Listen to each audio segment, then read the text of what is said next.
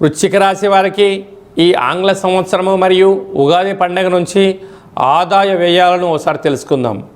ఒకవైపు అర్ధాష్టమ రాహు పంచమ స్థానంలో శని భగవానుడు సంచారం చేయనప్పుడు వీరి యొక్క ఆదాయం 11, వ్యయం 5, అనగా వీరు 6 రూపాయలు మిగిలించబోతున్నారు.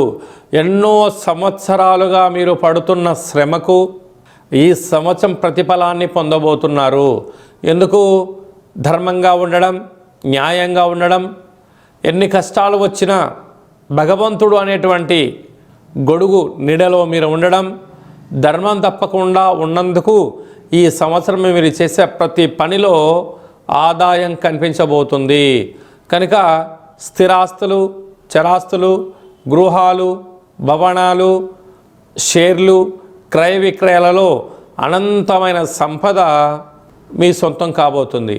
కనుక మీ జీవితంలో ఇలాంటి శుభ సమయం వచ్చిందని చెప్పి గమనించగలగాలి. కనుక పెద్దవారు చెప్తూ ఉంటారు, దీపం ఉండగానే ఇల్లు చక్కబెట్టుకోవాలి అంటూ ఉంటారు. ఇన్ని రోజులు మీరు పడ్డ కష్టాలకు స్వస్తి చెప్తూ ఐశ్వర్యానికి, ఆనందానికి స్వాగతం పలికే సమయం ఆసనమైంది అని చెప్పి వృశ్చిక రాశి వారు బాగా గుర్తుపెట్టుకోగలగాలి. కాకపోతే ఇక్కడ రాజ్యపూజ్యం 2, అవమానం 6.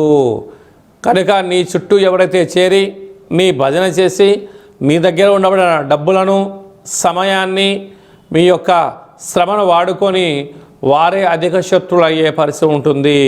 సమాజంలో ఆయన గతంలో అది చేశాడండి, ఇది చేశాడండి, ఇది చేయలేకపోయాడు, ఇది చెందలేకపోయాడు, ఈరోజు డబ్బులు రాగానే ఆయన అలా ఉంటున్నాడు, ఇలా ఉంటున్నాడని చెప్పి మీ పైన 4 నిందలు వేసే పరిస్థితి ఉంటుంది. కనుక దయచేసి ఎవరిని గుడ్డిగా నమ్మొద్దు. ఎవరైతే మీరు బాగా నమ్ముతారో వారే మీకు శత్రువులుగా ఉండే అవకాశాలు అధికంగా ఉంటున్నాయి. వారే మిమ్మల్ని వెన్నుపోటు పరిచే పరిస్థితి అధికంగా ఉంటుంది. ఇలాంటి కాల సమయంలో పోలీస్ స్టేషన్లు, కోర్టు సమస్యలు మిమ్మల్ని వెంటాడే పరిస్థితి చాలా అధికంగా ఉంటుంది.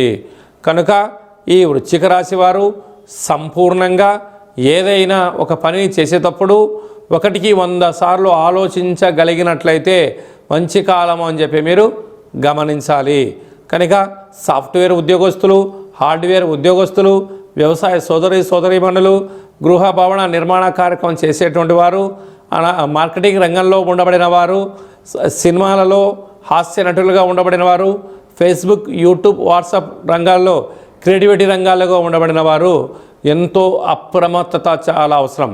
లేకపోతే ధనం మంచినీళ్ళలాగా ఖర్చు పెట్టించడానికి అనేక మంది